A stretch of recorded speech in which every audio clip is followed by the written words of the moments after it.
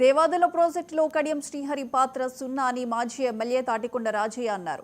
దేవాదుల మొదటి, రెండవ పేజ్ పనులకు సహకరించని కడియం దేవాదుల సృష్టికర్త అని చెప్పుకోవడం విడ్డూరమని విమర్శించారు. ముఖ్యమంత్రి, మంత్రులు కడియం మాటలను నమ్మి మోసపోవద్దని సూచించారు. నాకు బంగారు కడియాలు రైతులు తొడగడం జరిగింది. నియోజకవర్గానికి కడియం శ్రీహరి అనేవాడు కసికడు నీళ్లు కూడా ఇవ్వలేదు. ఇది చరిత్ర. ఎక్కడైనా కడియం శ్రీహరి మాయా మాటలకు మంత్రులు కానీ ముఖ్యమంత్రులు కానీ ఇది మోసపోవద్దు.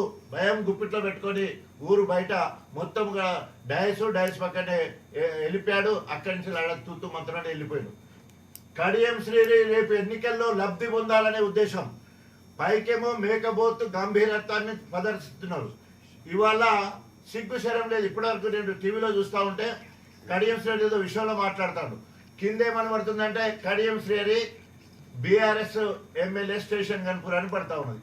ఒకవేళ మొత్తము నేను కాదు కాంగ్రెస్ అని చెప్పుకోవాలి కదా. నువ్వే అన్నావు కదా, పార్టీ ఫిరాయించిన వాళ్ళను రాళ్లతో కొట్టి చంపండి, లేదంటే నన్ను పిలవండి, నేను వచ్చి మొదటి రాయేస్తా అని చెప్పినావు కదా రేవంత్ రెడ్డి గారు. అంతేకాకుండా రేవంత్ రెడ్డి గారు కడియం శ్రీహరిని ఏమన్నాడు, అందరూ నీ కులం గురించి వాదోపవాదాలు ఉంటాయి. కొందరు మాల అంటున్నారు, కొందరు మాదిగ అంటున్నారు, కొందరు బీసీ అంటున్నారు. నువ్వు ఏ కులమో నువ్వు స్వీయ పరీక్ష చేసుకో, కడియం శ్రీహరి అని చెప్పేసి రేవంత్ రెడ్డి అన్నాడు. రెండో ఫేజ్ విషయానికి వచ్చినప్పుడు పురానికి మాత్రము చెంచెడు నీళ్లు కూడా ఇచ్చిన చరిత్ర కడియం శ్రీహరికి లేదు. ఆ రకంగా